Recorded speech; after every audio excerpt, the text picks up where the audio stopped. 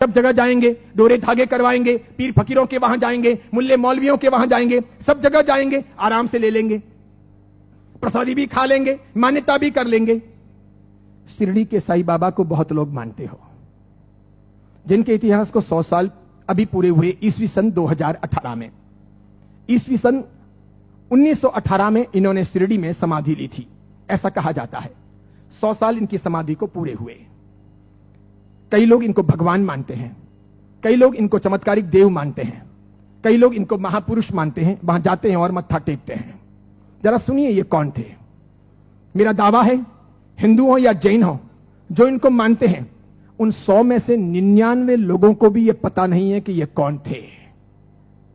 99 लोगों को भी ये पता नहीं है कि ये कौन थे, कौन है, इन्हें क्यों लाया गया, ये 99 को पता नहीं।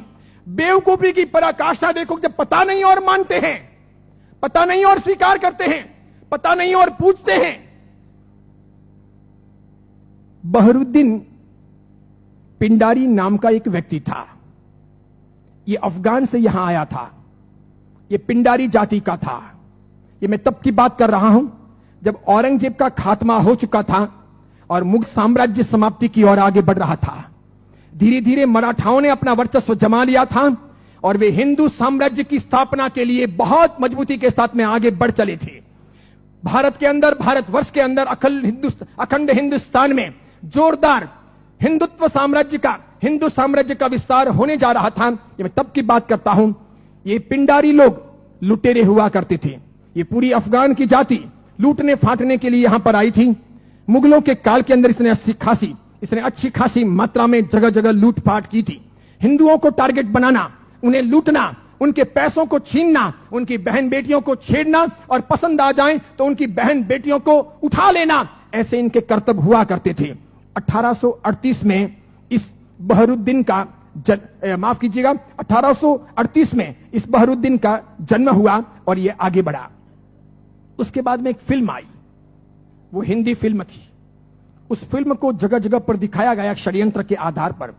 फिल्म में यह बताया गया, औरंगजेब के मरने के बाद पहली बार जब बोलने वाली फिल्में आई, पहली बार जब फिल्म आगे बढ़ी, वो ब्लैक एंड व्हाइट मूवी, जब फिल्मों का जमाना आया, तब यह बताया गया कि ये बहरुद्दीन पिंडारी तो बहुत अच्छा आदमी और ये पिंडारी जाति के लोग तो देशभक्त हैं, देशद्रोही नहीं, ऐसा बताया गया। बावजूद इसके इस बहरुद्दीन ने जगह जगह डकैतियां करना, लूटना फाटना जारी रखा। बड़ी मात्रा में लोगों को तहस नहस करता रहा। इसने अपनी जिंदगी में कई सारी हिंदू महिलाओं के, कन्याओं के बलात्कार किए, कितना ही सारा नुकसान पहुंचाया। अंततः जब धीरे धीरे मराठा साम्राज्यों के सामने, उधर झांसी की रानी, झांसी के अंदर लक्ष्मीबाई लोहा ले रही थी, उस वक्त अंग्रेजों का आगमन हुआ। अंग्रेजों को यह बहरुद्दीन बहुत नागवार गुजरा। इन्होंने जैसे तैसे करके इस बहरुद्दीन को भगाने के लिए, पकड़ने के लिए खूब कोशिशें की। यह बहरुद्दीन बेस बदल करके भागता हुआ अहमदनगर आया, जिसे नगर कहा जाता है, महाराष्ट्र का बहुत बड़ा एक शहर है। अहमदनगर आया और सुनिए, इतिहास ये कहता है कि यह बहरुद्दीन पिंडारी अहमदनगर के अंदर एक वेश्या के घर रहा। उस वेश्या को अपना बना करके उसने वहीं पर अपना आशियाना बना लिया वेश्या के साथ। आगे जाकर उसने शादी की या नहीं की, इसका कोई सबूत नहीं। वेश्या के साथ रहते रहते 2 संतानों का जन्म हुआ। एक था लड़का जिसका नाम रखा गया चांद मियां। बहरुद्दीन ने अपने बेटे का नाम रखा चांद मियां। थोड़ा बड़ा हो जाने के बाद में बिना पढ़ाई लिखाए इस चांद मियां को अपनी डकैतियों में जासूसी के तौर पर बहरुद्दीन पिंडारी ने उपयोग करना प्रारंभ किया। जगह जगह ये चांद मियां, छोटा सा बालक, एक चद्दर लेकर के भिखारी के तौर पर फटे पुराने कपड़े पहन करके अलग अलग जगह पर बैठता, बाजारों में बैठता, आए गए माल की वगैरह बातमियां लेता, किसके घर में क्या आ रहा है जा रहा है ऐसी कोशिश करता और समय समय पर कभी दिन में, 2 दिन में, 5 दिन में, 10 दिन में अपने पिताजी को, बहरुद्दीन को समाचार पहुंचाता कि आज इस घर में इतना माल आ रहा है या यहां इतना सामान आया है। और इस प्रकार डकैतियों का मामला आगे बढ़ता कि यहां कोई सुरक्षा के प्रबंध नहीं होते हैं, कोई पहरेदार नहीं होते हैं, ये चीज चलती रहती। अंततः परेशान होकर शंकाओं के आधार पर अंग्रेजों ने बहरुद्दीन को तो भगाया, आगे जाकर वो अफगान चला गया, उसकी मौत भी हो गई। चांद मियां, उसका बेटा, छिप छिप करके रहने लगा, बड़ा होता गया। एक दिन अंग्रेजों ने उसे पकड़ा, जेल की सलाखाओं के पीछे डाला। 8 साल तक ये चांद मियां जेल में रहा, अंततः यह छूटा। मराठा ताकत के साथ में अंग्रेजों का मुकाबला कर रहे थे। झांसी की रानी भी किसी भी हालत में अंग्रेजों को घुसने नहीं दे रही थी। अंग्रेजों को लोकल गुंडे चाहिए थे इन लोगों के सामने लड़ने और इनको परेशान करने के लिए। चांद मियां ने पैसे लेकर के झांसी की रानी के खिलाफ में अंग्रेजों के पक्ष में गुंडों को इकट्ठा करने और लड़वाने और मगजमारी करने के लिए तैयारी दिखाई। अंग्रेजों ने अच्छे खासे मोटे पैसे चांद मियां को दिए। ये चांद मियां महाराष्ट्र से ठेठ झांसी गया। अंततः अंग्रेजों के हाथों झांसी की रानी लक्ष्मीबाई को मरवाने में इस चांद मियां की भी भूमिका रही। उसके मरने के बाद इन अंग्रेजों ने उस चांद मियां को नवाजा। कालांतर के अंदर एक नया नुस्खा अपनाने के लिए वो चांद मियां झांसी से आकर के शिरडी पहुंचा। वहां सुलेमानी मुसलमानों के साथ में उसकी पहचान हुई।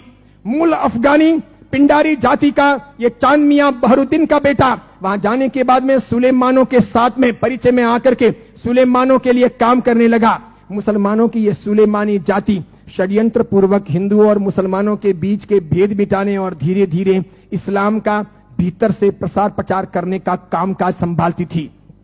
ये स्लो पॉइजन देकर के धीरे धीरे लोगों को मुसलमान बनने के लिए अलग अलग तौर तरीकों से कब्रों पर ले जाने या फिर अलग अलग दरगाहों पर ले जाने, उन्हें बदलने, उन्हें चमत्कार दिखाने के तौर पर परिवर्तित करने का काम करती थी।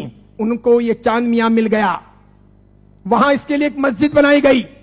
मस्जिद का नाम हिंदू रखा गया, इस्लाम की मस्जिद नहीं रखी गई। लोगों को भ्रमित करने के लिए मस्जिद का नाम इस्लाम नहीं रखा गया, मस्जिद का नाम हिंदू के तौर पर रखा गया। इस इंसान ने अपनी जिंदगी में कभी कुछ काम किया हो, कोई साधना की हो, कोई धर्म चलाया हो, कोई धर्म ग्रंथ लिखा हो, कोई बहुत बड़ा व्यापक काम किया हो, ऐसा एक भी उल्लेख आज तक भारतीय इतिहास में नहीं है। सुनिएगा, यही चांद मियां सुलेमानों के परिचय में रहने के बाद धर्म परिवर्तन करवाने, चमत्कारों के आधार पर लोगों को भरमाने के लिए साई बाबा बनाए गए। इसी चांद मियां का नाम आगे हुआ साई। किसने नाम दिया? सुलेमानों ने। उसके लिए एक मस्जिद बनाई गई। बाद में वो हिंदुओं और मुसलमानों के बीच में सामंजस्य स्थापित करने के लिए फरिश्ते के तौर पर प्रस्तुत किया गया। देखिए आप एक मजे की बात, ईस्वी सन 1918 में इसने समाधि ली। उसके पहले फिल्में जब आती थी तब हिंदुओं और मुसलमानों के बीच का बहुत बड़ा भेद था, बहुत भेद। हिंदू मुसलमानों को पसंद नहीं करते थे भारत में, और मुसलमान हिंदुओं को पसंद नहीं करते थे। मुसलमानों को ईश्वर के नाम से बहुत एलर्जी थी, हिंदुओं को अल्लाह के नाम से बहुत एलर्जी थी।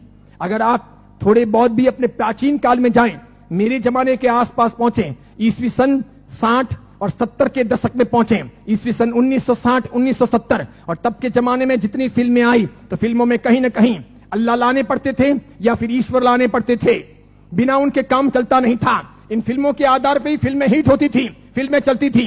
उस समय मात्र लटके मटके लेना, कमर को नचाना, ठुमके लेना और उससे फिल्म चल जाएगी, ऐसा होता नहीं था।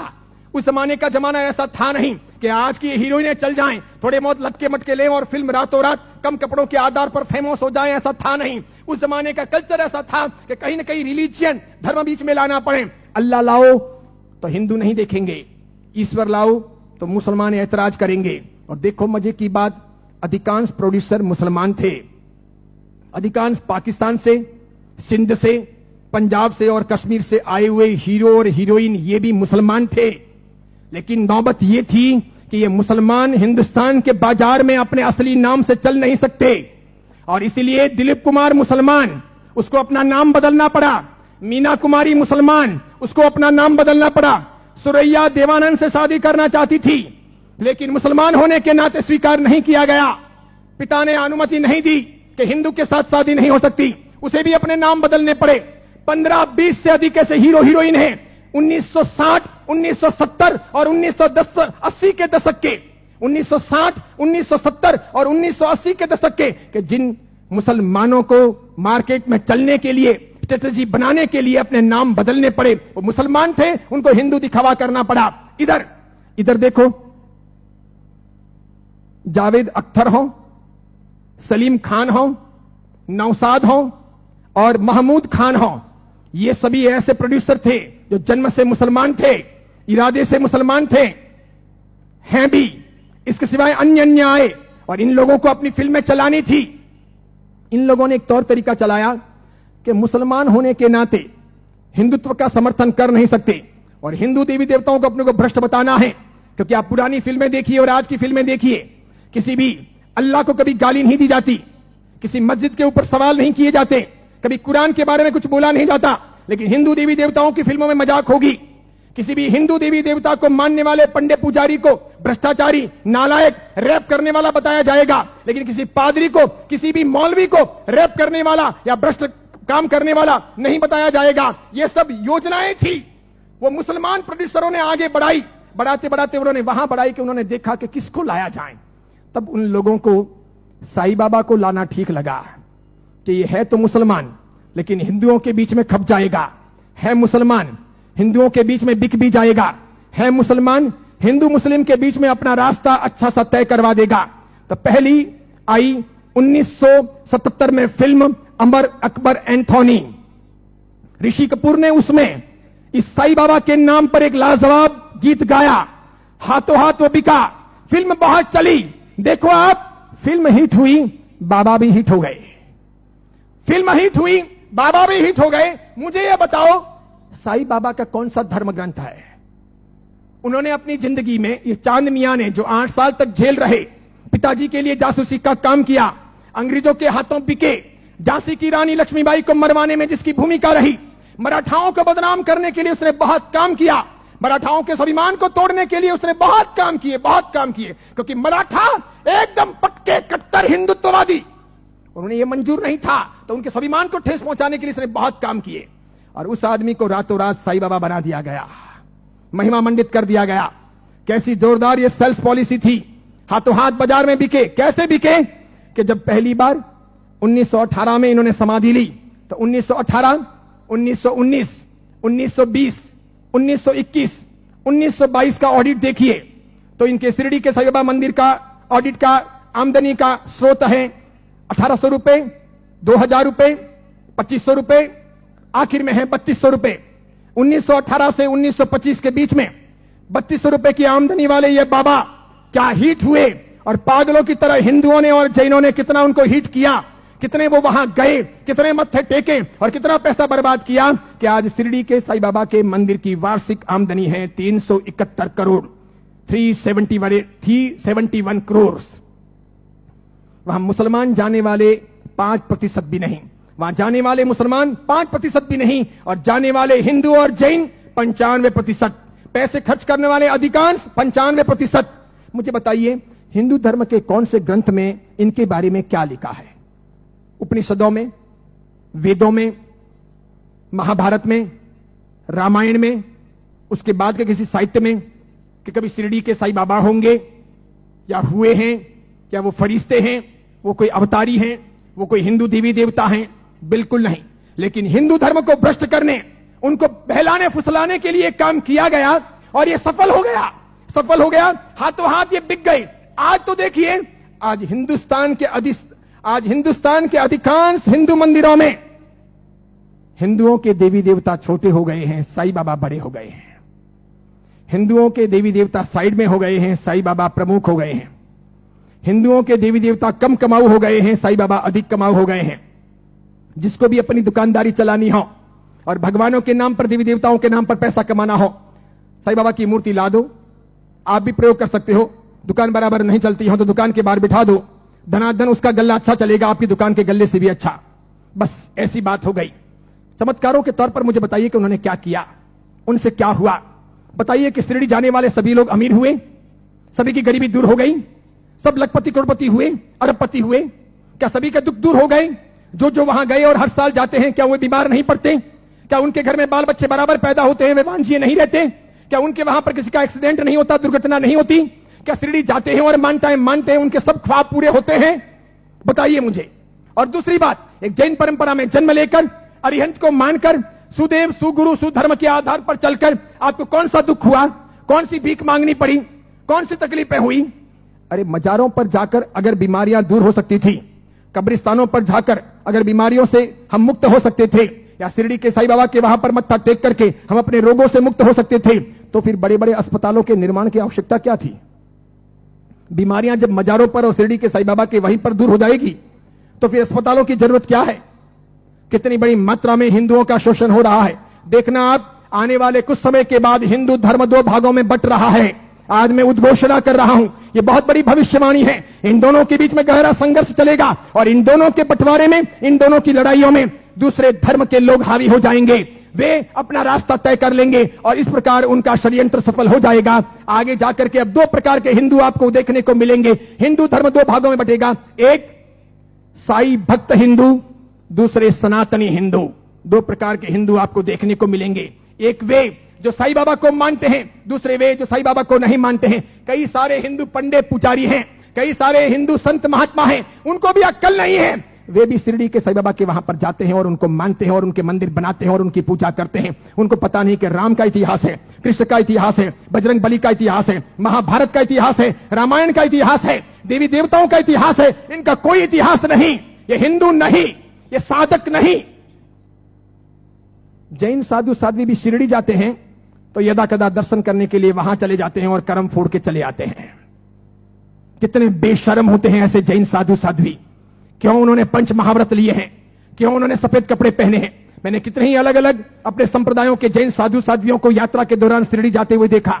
वहां जैन मंदिर भी है, उपाश्रय भी है, स्थानक भी है, और उसके बाद में कभी न कभी वहां के श्रावकों को कहकर या अपने चेले चपाटियों को साथ में लेकर वे शिरडी के साईं बाबा के मंदिर में दरबार में चले जाते हैं। जिस इंसान ने बलात्कार किया हो, डकैतियां की हो, चीना झपटी की हो, जिसने झांसी की रानी को मरवाया हो, जिसने हिंदुत्व का नाश किया हो, जिसका ऐसा कामकाज रहा हो, उसको रातों रात फरिश्ता बनाया गया हो और उसे हम पूजे। ये कौन से देवी देवता हुए? ये कौन सा चमत्कार हुआ? ये क्या क्या साधना के उच्चतम बिंदु हुए? बताइए, आदर्श कहां है? नैतिकता कहां है? योग्यता कहां है? बहुत सारे लोग ख्वाजा मोइनुद्दीन चिश्ती की दरगाह पर जाते हैं,